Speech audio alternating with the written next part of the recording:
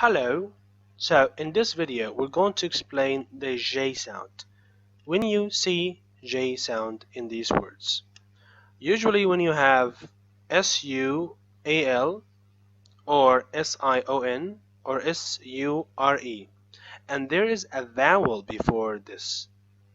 A vowel could be a, e, I, o, or u. So in this, as you could say sual and there's a vowel u. So s, u here pronounced as j, usual. Sual and there's a vowel a, casual. Sual and there's a vowel I, visual, and so on. Television, abrasion, effusion, illusion, collision, measure.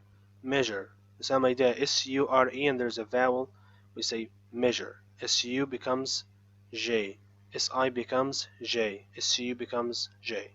Measure. Pleasure, closure, composure, exposure. Thank you for watching.